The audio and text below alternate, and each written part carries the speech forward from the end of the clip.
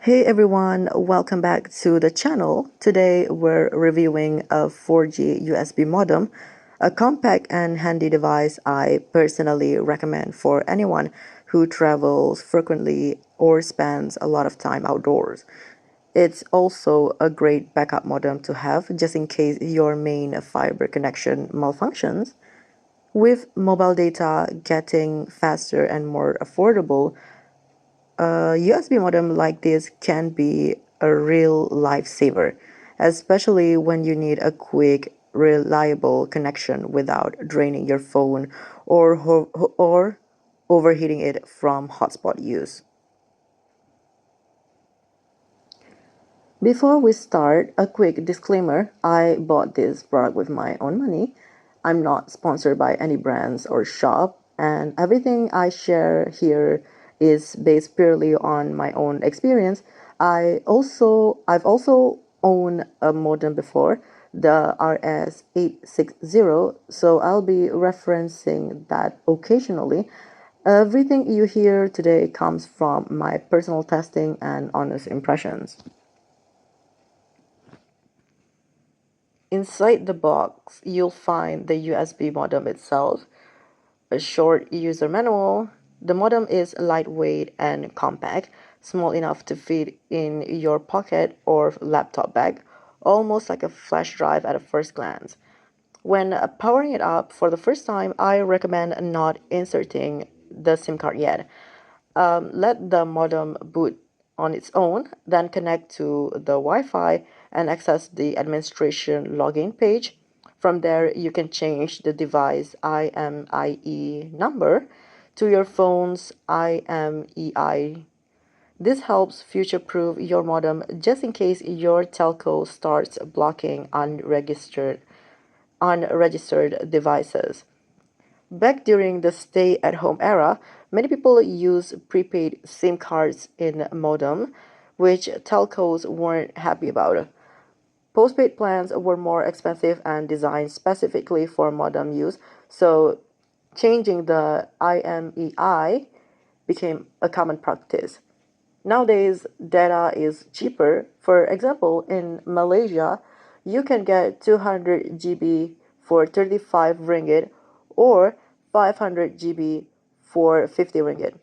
Compared to unlimited plans with a fair usage policy that limits between 60 to 300 GB per month, these newer data plans are far more generous.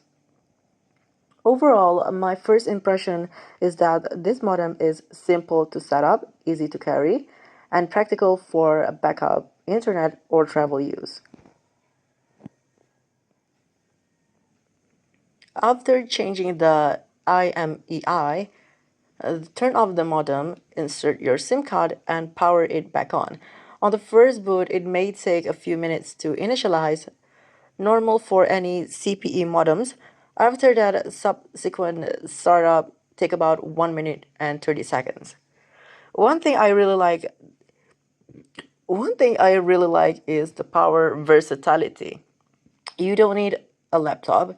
You can power it with a phone charger or a power bank, making it perfect for outdoor use or travel.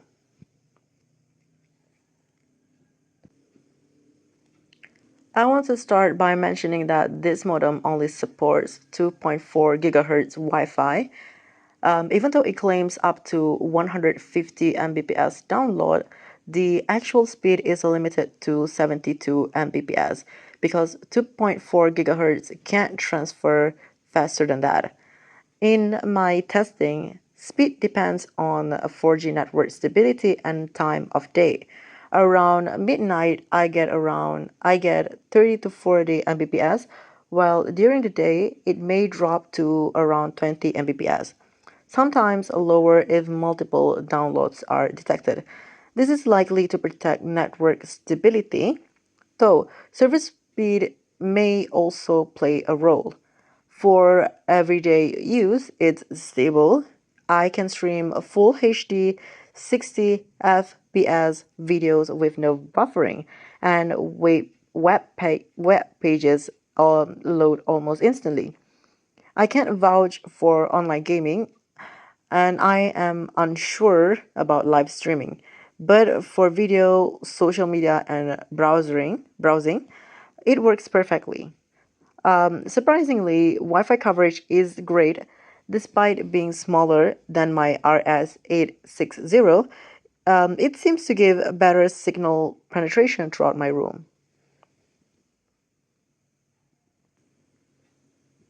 So why not just use my phone's hotspot? I own a Huawei P40 Pro which supports 5G, but using it as a hotspot has downsides. When my fiber went down, I tried using it and the battery drained quickly. For example, overnight, uh, the battery went from 90% to 20% after 6 hours.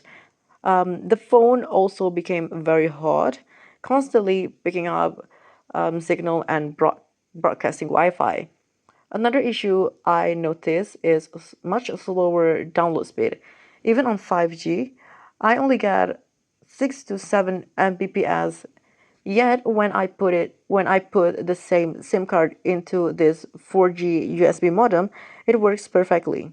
And just to note, I purchased data, and those data were allowed to use for hotspot.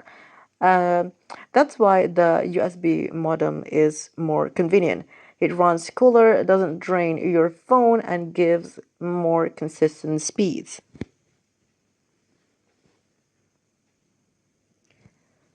This modem is ideal for travelers, outdoor workers, people needing a backup connection.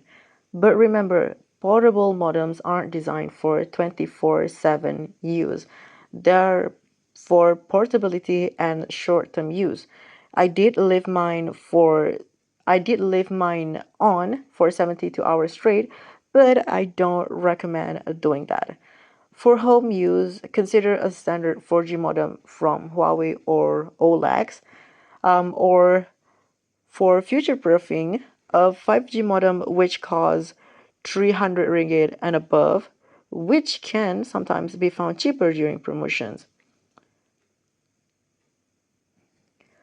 Honestly, I avoided USB modems at first because I thought they were less capable than standard 4G modems, assuming the small size meant weaker signals.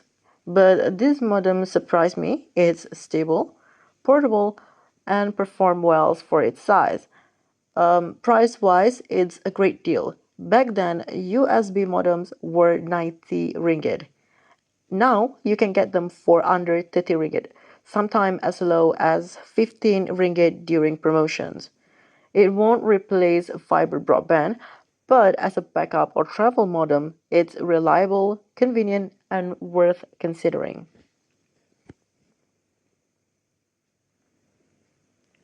And that's it for my review of this 4G USB modem. I hope it helped you understand its performance, who it's good for, and why it can be a handy gadget for travel or backup internet. If you find this review useful, don't forget to like, share, and subscribe. And if you have any question or your own experience with USB or portable modems, drop them in a comment below. I'd love to hear from you. Thanks for watching, and I'll see you in the next video. I'm Amrizal0415 signing off. Goodbye everyone. Have a nice day.